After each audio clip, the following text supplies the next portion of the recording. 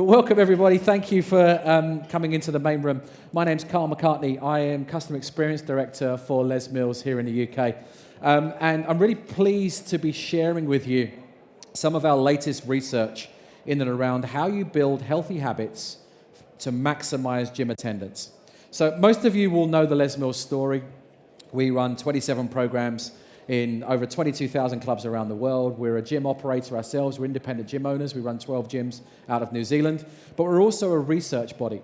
And a lot of what we do revolves around the research around exercise and how we can get more people moving more often. So our mission, our purpose is to create a fitter planet. And we can't do that if we're not tapping into what keeps people moving.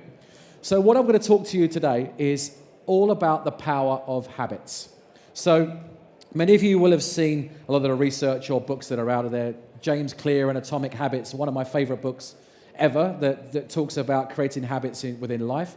But this is off the back of some what we're considering to be groundbreaking research. We partnered with Iowa State University, and we've looked at what creates positive habits for gym goers to ensure that they're engaged with your facility on a consistent basis. And how this is broken down, the 5 habits we'll talk about, the first 3 are literally about how we can get people into your facility.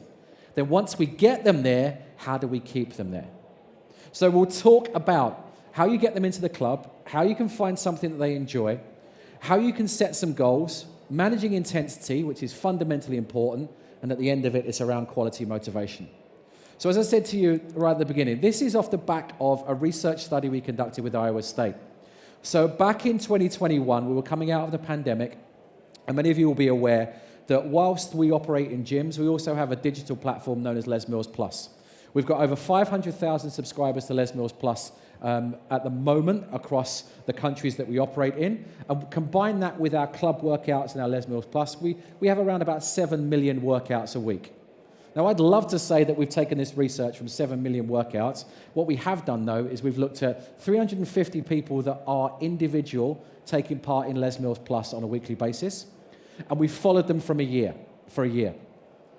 Now, these were 350 people new to exercise. And how we classify that is, we look at the ACSM guidelines. ACSM guidelines for active individuals is 150 minutes of exercise every single week. These were individuals that fell way below that. And if we looked at a lot of your member base, you'll find that many of them aren't even achieving that level of intensity or exercise on a consistent weekly basis. So what we looked at, we got them into a combination of different habit-forming techniques, and I'll talk to you about more of these in a moment. We looked at how you set goals, how you create a preparation environment, how you instigate exercise, and how you focus on intrinsic motivation. So the first thing is all about preparation. So this is even before they come into your club. How do you generate a habit of having everything you need to execute a new behavior? Quick show of hands. How many of you work out early in the morning? Yeah? For those of you that, when I say early, it's like as soon as the alarm goes off, you're up, you're out, you're working out. Do any of you have your kit ready at the bottom of your bed? Or some people I've spoken to, do any of you sleep in your gym kit so it makes it an easy transition to get out of the house? But do you have a habit in the morning? You have a habit. You get up. My habit, I'm up really early. I've got 2 young kids. I have to get out of the house and train before I get back, before they get up. So around about 5 o'clock, my alarm goes off. 5:30, I'm in my kitchen. Pint of water. If I'm feeling rough, pre-workout, I'm ready to go. I go to the gym, I work out. But that's my morning routine. That preparation habit is fundamentally important for new people to exercise. Most people have a habit. I say most people. I'd love to say every person. Most people have a habit of cleaning their teeth. Because you know when you go into the bathroom, your toothbrush, your toothpaste is there, you'll have a habit, you'll do that before you go to bed, you'll do it when you get up in the morning. That's a habit that most people adhere to on a regular basis. So what we're saying is, in terms of preparation, what is it you need to put in place for your members to be prepared to come to your facility? How do you instigate that habit? We've also found that habitual exercisers have a habit of regular laundry as well. Does anyone ever get this? You want to go to the gym, but nothing's clean? You're always cleaning your gym kit. It's always ready to go. What we found is, through this study as well, if we can attach some form of preparation habit to go into the gym, participants are much more successful. But following preparation comes what we call instigation. So instigation is, how do you attach going to the gym, going for a workout with another habit that's already established? So for some people, it's, I'll go to the gym on my drive home from work. How can you attach it? Because that's a habit. When people leave and they go home, they have to attach that. For other people that are working from home, it's at a certain time of day. So how do you attach instigation to another habit? How do you attach it to an existing one to increase the chances of increasing that new habit? So for you as a gym owner, for example, the instigation may be as they come into your facility, they connect with their trainer. It may be as they come into your facility, they go to the change room, they dump their bag, they lock it up, and the way they go into the gym. How do you create a positive habit that's attached to something else that they already do?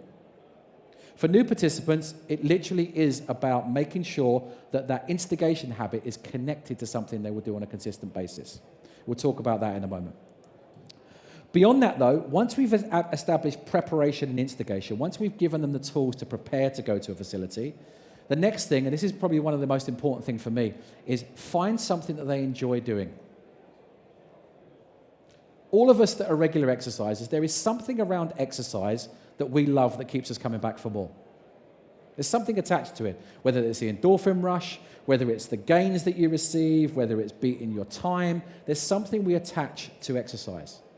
For new people, though, they are so far removed from the effects of exercise in terms of something that they enjoy, that often takes them out of engaging in exercise in the first place. So here's what I mean by that. If you think about extrinsic versus intrinsic motivation, extrinsic motivation for a lot of people is, I want to lose weight for my wedding, I want to drop weight, I want to increase muscle mass. That's an extrinsic motivator. We need to find something that they can feel, that they love, that they can tap into on a regular basis. So how do you move from extrinsic motivation to intrinsic? Many of the gym operators that I've worked with over the years focus on the extrinsic goals. Lose weight in 8 weeks. Sign up for this personal training program and achieve your goal. They're factors that is an outcome goal. And for a lot of people, we just don't even get them to that point. They have the right intent, but they don't have the behavior change to achieve that goal. Love this quote. Exercise is difficult when you have to, but it's really easy when you want to. And I've definitely found this since I've changed my workout routine over the last 3 years. As I said, having young kids, I've had to change the way that I work out. If I find something that I enjoy doing, it becomes easy. If it's something that I really struggle to do, it gets pushed to the back of the line. So for your new participants coming in, find something they enjoy doing. Because the activity then becomes the reward. Now, I'm going to share with you this concept. I'm just going to put that clicker down for a moment. Many of you will have seen this if you're familiar with Les Mills and the work that we do. This is something known as the consumer needs matrix. I'm working with Qualtrics and with Nielsen back in the early 2014s. This consumer needs matrix was established as these are the 6 emotional needs that fitness participants have when it comes to working out. They'll either be looking for high energy and challenge, they might be looking for power, they might be looking for perfection.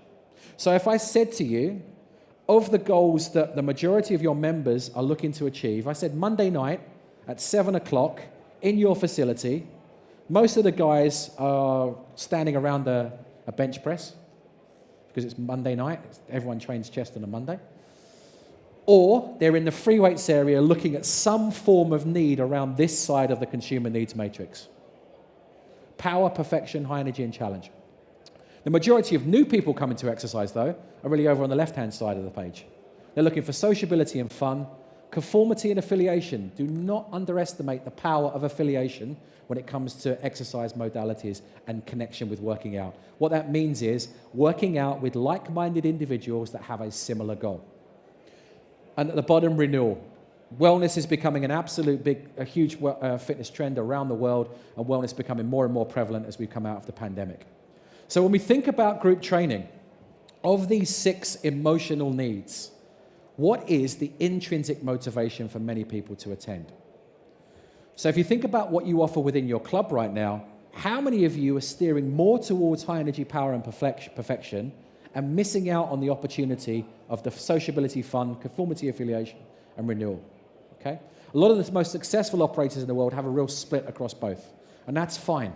But when we think about exercise trends and where most of us in the industry are leaning towards, if we think about something like competitive fitness, whether it be CrossFit or High Rocks right now, it sits on the right-hand side of that consumer needs matrix. But that's really anywhere between 5 and 20% of existing gym goers.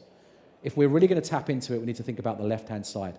So we map our programs. All of our programs that we create are mapped towards the consumer needs matrix to ensure that we're achieving the results that we need across each of these. So we have a huge amount of programs over here, which we're known for on the High Energy Challenge, Power and Perfection, but we're starting to develop more into the conformity and affiliation. The latest being, which I'm not going to talk about today, but if you are interested, I can touch upon, Les Mills Thrive, our brand new active aging program that we've just launched into the market that looks at getting people that are sedentary and inactive engage in regular activity through a balanced approach. And I can talk more about that, but really that's where we're developing more of our programming suite. So intrinsic motivation is going to be key. How do you tap into what's going to keep people coming back? How do you give people something that they enjoy? So we've talked about preparation and instigation. How are they preparing to come to the gym? How are they instigating a habit that's connected with something else? Then we look at finding something they enjoy. The next stage is probably where most people start, is setting goals. Now with goals here, I want to preface this by saying these are more behavioural goals, not outcome goals. When most people join a fitness facility, we ask the question, what's your goal? I want to lose weight. I want to get fitter. I want to get more toned. I want to run a marathon in a year's time. They are extrinsic goals that are associated with an outcome, where really we want to be talking about intrinsic goals that changes the behavior. So simple things such as the goal is to attend your facility 3 times per week for 30 minutes at a time. That might be the starting point for most people coming into the facility. So how do you then set some goals? It needs to be specific in terms of the goal that's set, and it needs to be adaptable and achievable. For those of you that are trainers out there or experienced training, how many times have you set goals with one of your clients over the years, and when they fall off of the habit of working out, everything goes, I'm not going to say it, but everything goes wrong because you don't have a alternative goal to achieve, or you don't have a coping mechanism when that goal. I want to work out. I used to love this when I used to train people. I'm started at the gym. I'm going to train 6 days a week. I know I can get in 6 days and I'll be here for 2 hours. And week 1, they do 3 and they're disappointed. And then they don't come back, because then they do 2 and they do 1 and they never come back again. So set some really specific goals that's adaptable and achievable. So to share some of this within the study, this is probably the most compelling part of this study for me and what I took out of this that will help independent gym owners in particular. So we took 8 groups of individuals. Of the 350, we split them down into 8 groups. Group 1 just had goal setting. That was the one intervention that we had. So with that one group, we set them some goals. And the goal was really simple. It was get to the point of 5 times a week for 30 minutes to fit in with the ACSM guidelines. Group 2 had goal setting and motivation. Group 3 had goal setting, preparation, habit techniques. Group 4, goal setting and instigation habit. Group 5, goal setting, motivation, preparation. 6, as you can see there. 7, 3. And group 8 had all 4. Okay? So when we looked at these groups across this 350 individuals, if you were to look at that right now, what group do you think would perform the best? Anyone want to shout out? Anyone want to get interactive? Have a guess? Out of those 8 groups, which group do you think adhered to the exercise program the best? Just shout some numbers, doesn't matter. 8. So 8, all 4. Group 8 actually performed the worst. Out of those 8 groups, they performed the worst. Why? Overwhelm. When people join a fitness facility, how overwhelming is it for most people when they come in? It's a brand new space. I've got to get intrinsically motivated to go at the gym. I've got to attach it to a habit. And then when I get there, I need to step in and take this workout program that I have no idea what I'm doing. It's really confusing. All the equipment's tough. Or worse still, you're sending me into a group cycle class where the instructor's an absolute lunatic. It's dark, it's sweaty, it's cold, it smells bad, and the music's too loud. It's an intimidating environment. So for most people coming in, overwhelm is one of the biggest reasons why people drop off. What we found was we had a number of groups. and this graph is a little difficult to explain, but I'll try and do it for you. What we found was, over the 12 months of the study, we looked at how many workouts. So the axis here, we looked at how many workouts they participated in. And as you'd expect, in the first month, there was a high volume of activity. People were motivated, they took part in activity on a regular basis. As we get into the 12 months, that decreases. There are two things to point out here is the bottom line here were the control group that had none of the attachments, none of the habits, none of the support in terms of their overall workouts. Whereas the black line at the top were the intervention groups, so those 1 to 8. Can you see how many times a week the lower black line, or how many times a month? It was around about once a month engaging with the Les Mills Plus platform.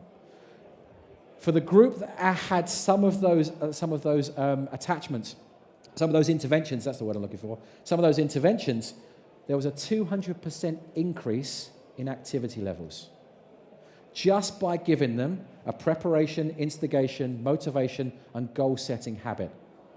So this was key for me in terms of the workout. If we can get the right habits with our newcomers in that onboarding journey from day one, they are more likely to stay with us in 12 months' time. Now, we know that the tipping point for gym goers, if we can get people attending 2+ times per week, they will stay for longer. The research states that if we can get 2.4 visits plus per week, they're likely to stay between 5 and 10 years, which is a huge retention stat. The reality is most people don't attend enough, so they end up dropping out within the first 6 months. So this study for me said, if we can get those habits engaged in our onboarding journey, there is a 200% increase in likelihood of those people staying in 12 months' time. Which if you then run the maths on that in terms of your monthly revenue, what's the impact of your overall revenue? So I'll come back to that at the end when we do the recap. The next step is how you manage intensity. Now, for a new person coming in, intensity is one of the key measurables or one of the key indicators that we can influence that really impacts the longevity of that member. The problem that we've got is, and I say we because I still think about myself with this, we think about intensity with engaged participants as how hard can you work, how far can you run, how fast can you do it, how much can you lift. We're pushing people beyond their own boundaries and limits. So we really need to be cognizant of how we're managing intensity when that new person comes into the gym. The second study that we did, that I'll share some research with, or share the outcomes with, is what we called an automaticity study. That in itself is a lovely phrase. Automaticity simply refers to how motivated you are to work out on your own. It's that automatic response to working out. And we had two groups. Group one, we had 47 people. The average age was around about 45 years. Good split in terms of 60-40, women to men, 60% women, 40% men. The minimum age was 29 and 30, and the maximum age was 68. So two very, very similar groups. The difference was, group one were regularly active for over 10 years. And when we say regularly active, that doesn't mean that they're running marathons. It means they've achieved the ACSM guidelines of 150 minutes per week of exercise. 5 times 30 minutes. The second group didn't achieve that measure. And by the way, when we looked at this study as well, we found that around about 40% of the population achieve the ACSM guidelines of 150 minutes of regular exercise every single week. So our target market is what is that 60% and how can we engage with it? When we look at the UK market, it's only 14% of the population that are regular members of a health club or fitness facility. So this was a real opportunity for us. How can we influence that 60% in the right way? And the results were pretty astounding for me. We looked at one key factor is, what is their preference for a challenge? Now, as I said, most gym operators out there, and as I said, I still consider myself as a trainer, we think about how hard can we push people to achieve their results. We think that something like High Rocks, for example, is the absolute gold when it comes to engaging our members. The reality is it's between 5 and 20% of your membership right now that will be attracted in that type of activity. There's a huge population out there that won't engage in that form of activity. And this really highlights that, because when we looked at those two different groups, so if you remember, active for 10 years and didn't achieve the guidelines, we looked at 4 key things. I try to keep going even after I feel exhausted. I like feeling pushing myself. I push through muscle soreness or burning, or I would rather exercise at higher intensity levels. And here are some of the results. The regularly active for over 10 years, over 77% strongly agreed or disagreed with those questions. So they were up for some form of challenge, some form of push. For those that are regularly active in exercise, they are attracted to challenge. The right-hand side, though, 70% either disagreed or strongly disagreed with those results. What that tells us is, for those people that aren't active on a regular basis, challenge for them is a complete turn-off with exercise. Yet what do? We onboard members into the gym. Here is your challenge. Here's your motivation. We want you to work with this trainer who is going to push you hard and push you to exertion. 70% of people are saying, that's not what I'm looking for. That, for me, is the reason I won't come to the gym. If I hear one more time, I would love to join the gym, but I don't think I'm fit enough yet, I'm going to go mad. How many times do you hear that from people? I want to take part in that cycle class, but I'm going to get fit and then I'm going to do it. Really? Okay. I'm going to lose weight, but in order to do it, I'm going to chop my leg off before I start exercising. It doesn't make sense. But we still hear this, and we think that for people, pushing them, giving them a challenge, giving them motivation when they're starting their onboarding journey is the right way to go. This research established that that is absolutely the wrong way, and the industry is broken if we continue on down that pathway. So how do we distinguish physical stress from emotional stress? The regular people that work out there, how many of you actually kind of like it when you feel that muscle burn? When you feel like the muscles are really in discomfort and there's a sick part of you that goes, yeah, that's why I work out. Anyone? Yeah? A few of you going, yep, love that pump. That's the physical stress. The challenge is most people associate the physical stress of working out with emotional stress.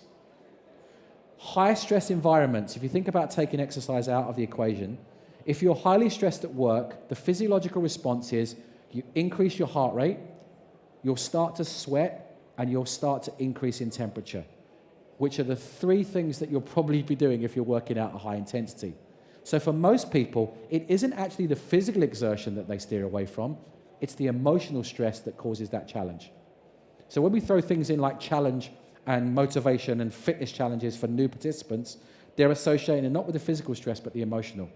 And we all know of the emotional toll of the pandemic recently and the impact that's had on people's health and well-being. So how do we move people away from that? And many of you will see this before, but I'm going to talk about it again.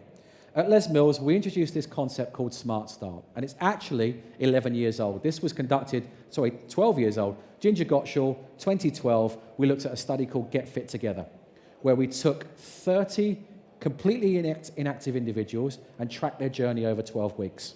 I won't go through all of the research study with you, but what we looked at is for the first 6 weeks being the most important when it comes to onboarding, how do you create a space where people feel they can progress their workouts without the challenge? And how we did that was looked at cardio, strength, and some form of mindfulness. And over the 6-week period, we said in week 1, just do 20 minutes of cardio. Then just do 20 minutes of some strength-based activity. In this occasion, it was body pump. And also 10 minutes of some form of mindfulness, relaxation, mind-body workout. Now, within the study, we said it had to be in a group workout environment, but this also works really well with other forms of activity. Then over the 6 weeks, you gradually progress that. What this does, it creates the confidence and the competence for a new participant to step into that workout environment and not feel obliged through the whole class. Now, we go through this with our instructor training where we educate our instructors on Smart Start, where an instructor can say in body pump after 20 minutes, if anyone is brand new or it's their first class, it's okay to leave right now. It's given that permission for people to leave because we know if we gradually increase the intensity over the first 6 weeks, they're likely to stay for longer. Whereas most people say you've got to come in 3 times a week for 60 minutes each time. People find the emotional stress connected with the physical stress is too overwhelming. They don't come back for more. So how do you adjust that technique? How do you adjust what you offer? Then it comes back to high-quality motivation. When we talk about motivation, this isn't about standing at the front of a class, shouting and screaming and beasting people. It's about motivating people in a high-quality way. So what does that look like for this particular research and study? 3 words on screen that look like they're big words and they look like they're quite scary, but actually they're really simple. Autonomy, competence, and relatedness. First thing is autonomy, which essentially means having the freedom to do what you need to do to work out. Having the autonomy to make the right decisions in your class. So for example, if you've got a new participant coming along to a cycle class, and the instructor, who is highly motivational, highly experienced, and delivers great results for the majority of your members, has a habit of walking around and turning up people's resistance in that class, that's taking the autonomy away from that new participant. It's given them the confidence to say, you know what, I'm okay working out at this level, I don't need to increase my resistance. It's someone in a strength training class saying, you know what, if that's fine for you with the weight on your bar, you continue to lift with that weight. You don't need to put any more weight on. It's giving people the freedom of choice and the autonomy to make the right fitness decisions for themselves. Then it's about competence. It's giving something they can actually achieve. One of the biggest fears that people have when it comes to working out for the first time is just not being able to complete the workout. We've all had it. I mean, I've had that fear when I've run in competitive races, whether it be a half marathon, marathon, triathlons. It's not the fact that I don't think I can do it, it's the fact that I don't think I can finish. And it's a challenge for me. And that competence thing is the overriding factor. The reality is, if you do your training, you're going to finish it. Most people can do a full 60-minute workout. We're not asking people to go for 2 days of working out. For 60 minutes of exercise, the majority of the population will be able to complete it. The challenge is, how do you make it accessible so it's relevant for them? How do you show options during the workouts? So if you're running a group training class, for example, having various different options of intensity that people can adjust and adapt. Most instructors in the fitness world have one method of teaching. Go hard or go home. And I say that as a real generic term. But if you teach that way and don't give the options, then people will lose that competence rating, and quite often they won't come back. Whereas if you give as many options as possible during the workout, people will make the change, make the adaptation, and make it relevant to them. The last one being relatedness. And I love this one because it's one that we don't often think about. In the group training environment, when we say group training, I'm talking about classes, what tends to happen is participants go through this evolution of their goals. Most people, when they come to a class for the first time, they're going because they have a personal goal to achieve, whether it be extrinsic or intrinsic. So it might be, I want to go to that class because I want to lose weight, or I want to go to that class because I need to increase my cardio, I do too much strength training. What happens in terms of the evolution and the relatedness is the individual goal becomes the collective goal. You go to this class every week and the same people are going. And then you get talking to the same people that are going to that class. And then they say, you're going to the class on Tuesday, and you go, I don't usually come on a Tuesday, but the rest of the class go on a Tuesday, so I'll go to that class as well. So that relatedness, what you end up getting is a collective goal. And you really see this sense of cohesion, which I'll talk about in a slide in a moment. This really happens in one specific population in most clubs around the world. And that population being the older adults that work out. They don't go for their own personal goals. Quite often they go because they want to socialize and engage with other people, and they don't want to let that person down. That relatedness is a really, really powerful tool. This is one of the main reasons why digital workouts, whilst we still see some high engagement in digital workouts, it's why when health clubs reopened again, everyone flocked back to workouts in the gym. You can do exactly the same thing at home. Most people become very adaptive of their way of working out, particularly those that are regular habitual exercisers. They found a way to do their workouts weekly. But as soon as everything opened up, they gravitated back to the gym because they wanted to connect with the social group that they've been working out with before, and they wanted to achieve the same goals. So think about autonomy, giving people the freedom to choose what they do. Competence, providing options in the workout to ensure that people can make those adaptations. And relatedness. Think about the group collective and working out in groups because of the overall goal. So we talk a lot about social support. Dr. Jim Inesi's research from the early 2000s, which stated 90% of people prefer to work out in a group, is no more true today. Social support can come in many different ways, whether it's engaging in a workout together, whether it's engaging in a Facebook group after the class, and trust me, we work with a lot of Facebook groups that are out there, particularly of instructors.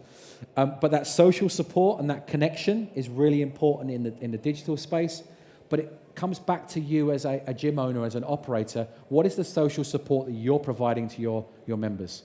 Whether it be a buddy system, whether it be small group training, whether it be providing coffees and teas after a particular workout.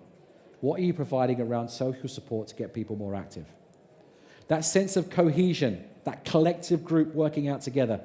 We've all had this as operators, where a group of class participants descend on reception after a class because the air conditioning isn't working, or they come down because they've just done a yoga class and the floor's too sweaty for a body attack that was in there beforehand.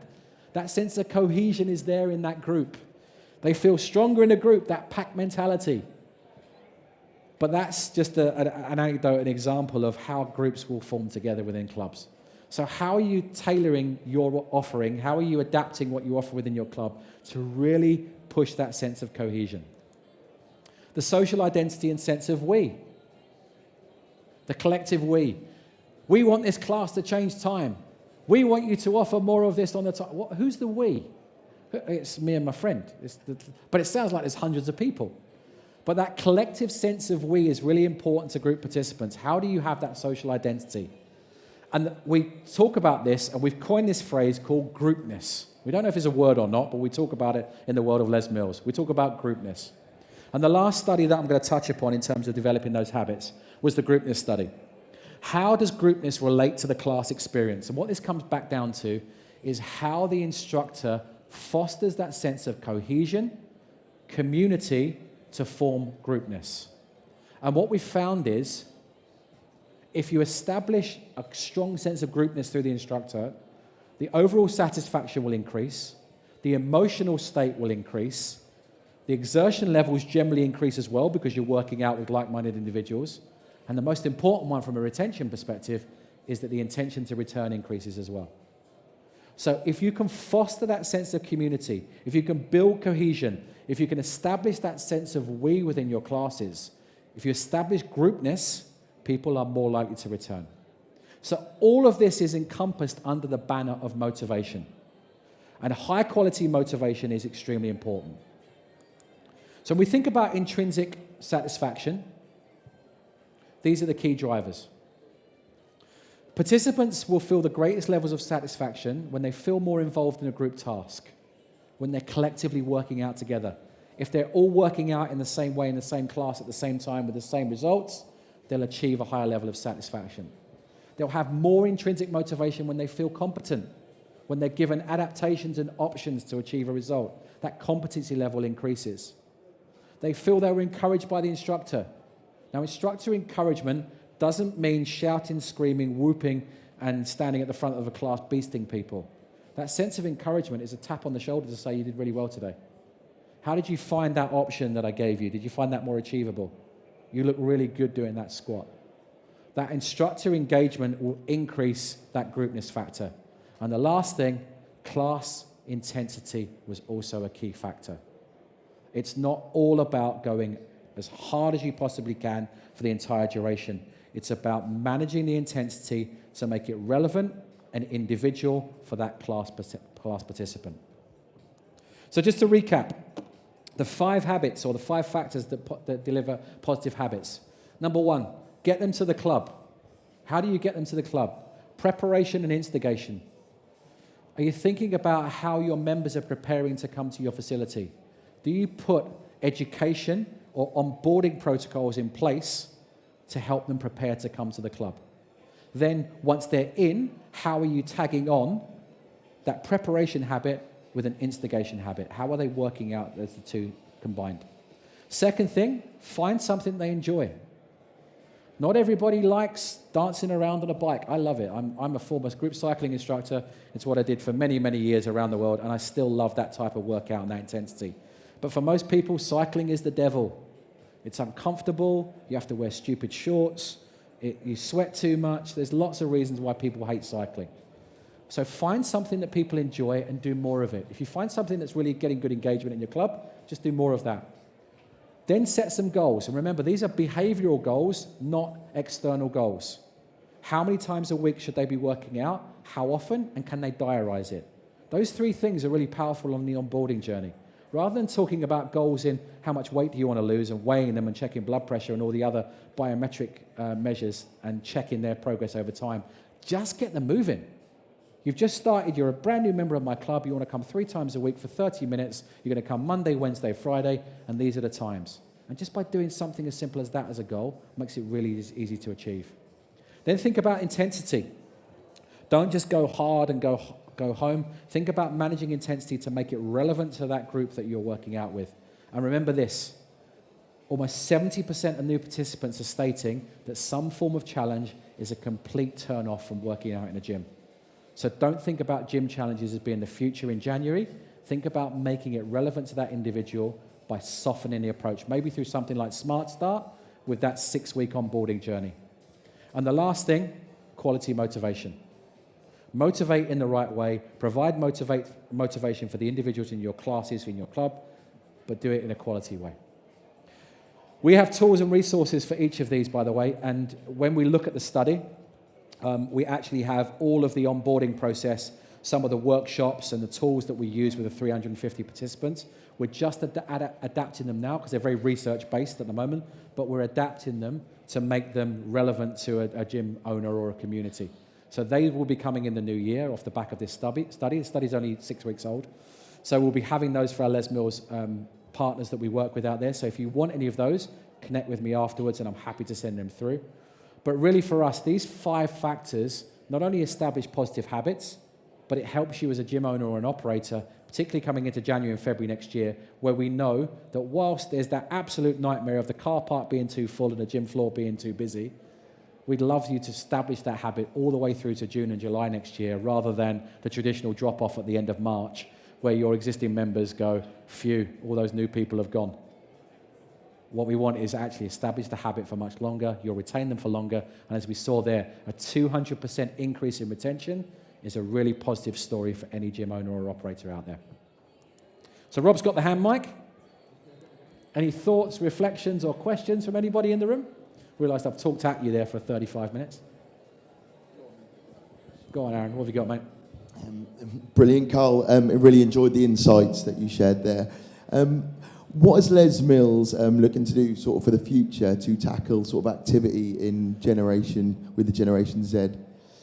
What is the future plans for Les Mills? That's a great question. Generation Z as future activity. Well, we know they're different being, and I talked about this at the last conference. I think it was here that I talked. Was that Rob? I've done so many now, I keep forgetting what I talked about.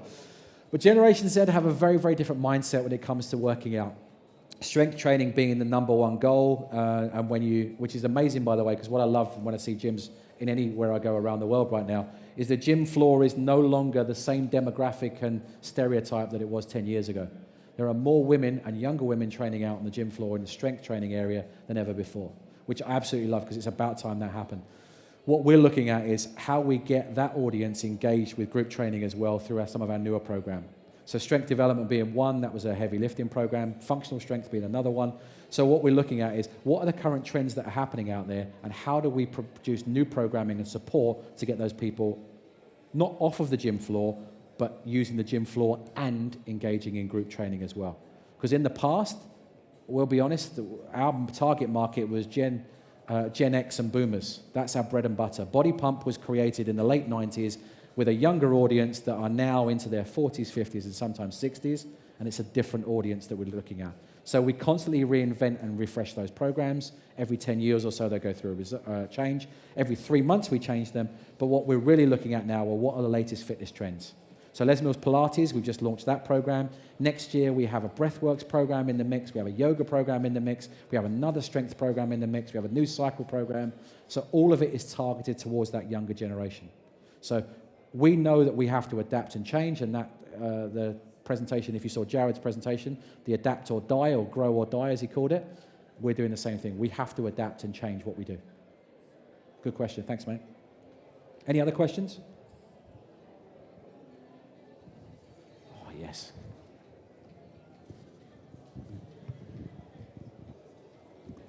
You spoke at the start about habit formation and how the first few steps is sort of established pre-arrival at the gym.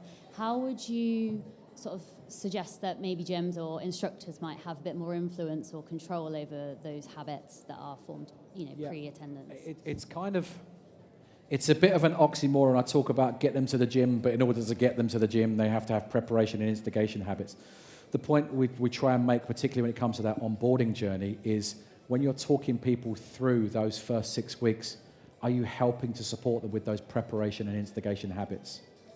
For example, it's too easy for so many people to go, oh, there's not enough petrol in my car, I'm not going to the gym tonight. Or the bus didn't turn up, so I can't get to the gym. Or the kids were sick, so I won't go to the gym. For new participants. Now, for other people out there, they're like thinking, I've got no petrol in my car, how can I get to the gym? I'll just run it, I'll just get there. For those that, you'll find a way.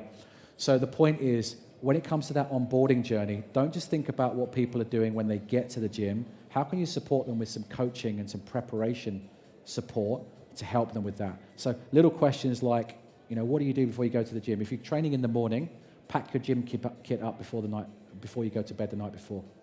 Or have everything ready to go as you walk out. Or on your way to work in the morning, we're going to book you in for a class because we know you'll do it.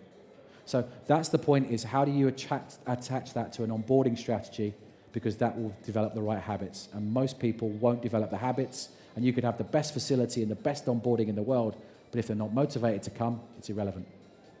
Does that answer your question? Cool, thank you. Anything else? Any more? No? If you do have any questions or queries, here's my contact details. Please get in touch. Carl.McCartney at Les Mills, happy to deal with any queries, but you can connect with me on Instagram. X is still there. I don't know why I put that on there. I shouldn't do it. And also LinkedIn. But happy to answer any of those questions and some of those resources and support if you are looking for those. We would love to distribute those out. Just before we're finishing up, and Aaron asked a question before, what are we doing about Gen Z? And I just want to share this with you. This is a brand new video that we've just launched. This is for our brand new program, Les Mills Ceremony, which is going to be huge in January in terms of our media. But I just want to play this video and see what your feedback is, because it's a little bit different to what Les Mills do.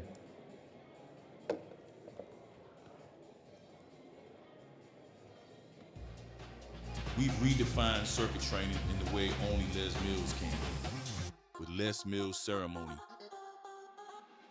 a 45-minute functional circuit training class focused on strength and conditioning for a total body workout. Get ready to give it your all in this scientifically designed workout.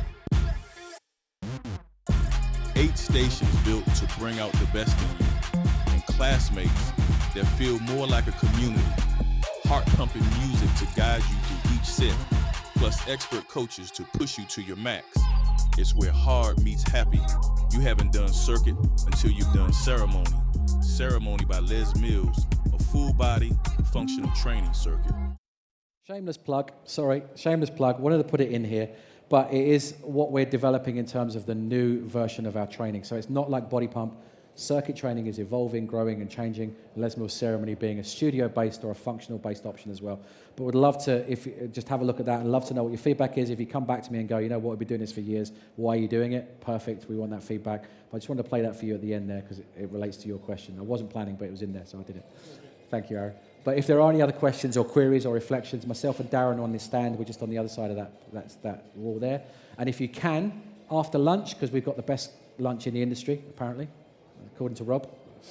That's apparent, it's true, is it? Yeah, it's real. The best lunch in the industry. After you have lunch and you go downstairs, head up to the breakout room. I've got a panel session, Aaron's on it, with a couple of other independent gym owners as well. We'll be talking about the impact of group training on their facility and how to implement it really, really well. So I'd love to see you there after lunch.